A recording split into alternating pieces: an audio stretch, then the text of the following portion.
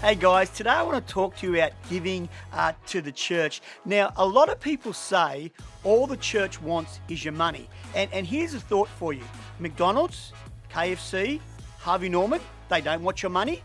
There's a lot of people that are out there looking for our money. And it always surprises me when we pay for a hamburger at McDonald's or we go and buy some KFC or we buy a new television that we don't sort of get critical that they're actually asking money for what we're handing over for the service that we're going to get. Now, just with that thought in mind, I do want to just clarify a few things. Another thing that people often think about when churches ask for money or talk about money, they feel that maybe the pastor gets all the money. And it's if we take up a collection and then on Sunday night we get home, we take it home to our bedroom, we chuck all the money up in the air and we roll around in it as if wow, we've got rich out of it. But I want to tell you something. Pastors are on a fixed wage. And another thing, there's no overtime. So it's not like it's the money that you're giving is going all to the pastor. Now, pastors that get a fixed wage, well, let's just talk about me, for example, because I don't know what everybody else does. But my wage is less than a school teacher on the first year in the job. It's also less than a policeman on the first year in their job. It's far under what a tradesman gets when he works. In fact, what I roughly get per week is about the same as someone that's working full-time in a cafe. So when we talk about this topic, do not think that this is all about getting more money for me. My wage is fixed. The church pays me, regardless on what they've, agreed to pay me. This is about doing good, and it's also about where your money's going, and it's also about why God asked us to give in the first place. Now, a couple of thoughts I've got for you, and these things are pretty cool. But the first thing is this: a lot of the money that we take up that comes in from churches, we do good with it. Our church in particular has a Cause for Love foundation, and we make up school packs for school kids. So when they go to school at the beginning of the year, if they don't have the pencils or the books or the right equipment, we make up lots of these packs and give them to the local schools. We've also got outreaches in the Philippines, places where there's no job keeper, there's no dole, there's just no work, no eat, no job, you're starving.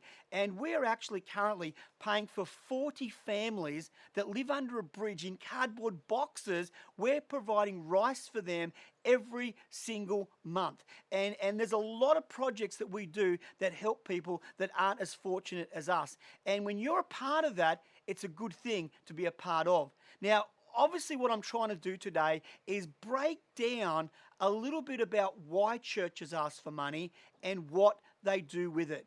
If we were running a Sunday service, obviously I'm coming to you online and you're watching in your bedroom or listening to it in the car or in the lounge room, whatever you're doing. But if we were in a church, we would ask for an offering, to people to be generous every single week. And today I thought it'd be great just to remind you why we do that. And if you're not giving regularly or you don't attend a church, how you can still be a part of it right now. Now, let me give you one of these other things, because there's some pretty good stuff here. I want to talk to you about the spiritual reasons why people give. Now, I know we've covered what I get paid, and obviously we've got to pay for the church to be open, and we've got to pay for power and electricity like any other household. But let me tell you that one of the spiritual reasons why people give is because the Bible teaches something called reaping and sowing. Now, the reaping and sowing principle, in another spiritual context, they could call it karma. Everybody's heard of karma. What you put out, one day it'll come back to you. You do something wrong, then it'll come back and bite you. You do something good, then it'll come back and bless you. That is just another word for reaping and sowing. I've heard songs on the radio, and it talks about, you get what you give, and a whole other bunch of fancy phrases that talk about the same thing. But the Bible talks about reaping and sowing. And it's a pretty good principle. And it works. It's like gravity. You don't have to believe in it for gravity to work. You don't have to try and make gravity work. It just works. So does karma, so does reaping and sowing, and so does getting what you give. If you walk down the street or, walk through the checkout, if you smiled at someone and you gave them a smile and you sowed that smile just with your face to someone, there's 99% chance that that person would smile back. If you don't trust me, try it. In fact, all of us should probably do it a little bit often. Why? Because you gave a smile, you received a smile back. Do you know, if you helped a friend move and say they were moving house and they were doing it themselves and they asked you to come round, if you gave up your day and helped someone move house, I guarantee you that when you move, they will feel obliged, if not compelled, that they would have to help you move your house when the time come around. That is simply what reaping and sowing is all about. That's where the word karma come from. This is where these phrases come from and how they work.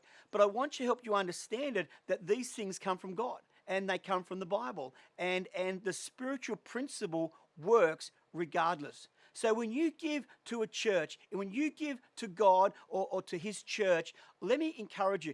Let me tell you, let me make a promise on it.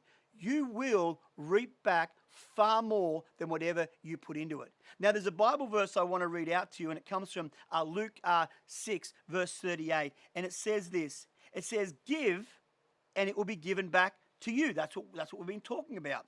But then it goes, a good measure, pressed down, shaken together, and running over will be poured into your lap. You know, one of the good things about giving to God, it's not just a smile, and it's not just helping someone move. God promises that when you give to him, when you give to his church, he promises it won't just come back even with what you've given out. You will actually get a good measure, a better measure, a bigger measure. In fact, it says here that it will be so much that it will start to run out and it will start to land on your lap, and then it will start to overflow off your lap. For with the measure you use, it will be measured back to you. You know, that promise is probably the main reason why many people give. Do we keep the church doors open? Absolutely. Do we keep people employed? Absolutely. Do we give rice to people in the Philippines? Absolutely. Do we help our community? Of course. But the spiritual principle of sowing into God's kingdom far outweighs what we actually do with the money. And that's why a lot of people give. Because as you give to his kingdom, God is going to give you a good measure, poured out, squashed down, overflowing onto your lap. And that, I'm telling you, works. Now, this reaping and sowing thing, let me finish with this.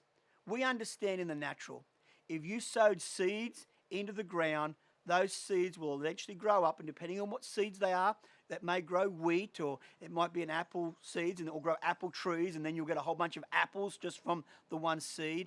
That reaping and sowing works not only in the natural, but it also works in the spiritual. Now, as you consider, as you give out smiles and help other people around you, don't forget about applying this principle to the church.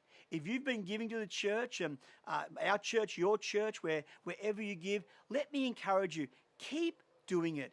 Don't stop because of COVID. Don't stop because the doors aren't open. The spiritual principles don't stop working just because church doors aren't open. The spiritual principles work regardless. And I want to encourage you, if you've been doing it, keep doing it. If you've got a bit slack on it, pick it back up again and allow the blessing of God to come over your life. Now, if you've never done it before and you've watched this video and you're going, wow, like, I wonder if that's actually true. There's one way to find out. Test it. Give something to your local church. Put something into our church. I don't care, where you're from or how much it is.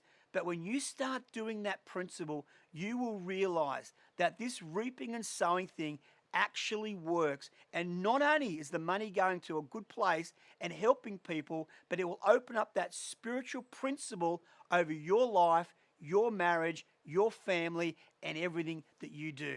Until next time, have a good one.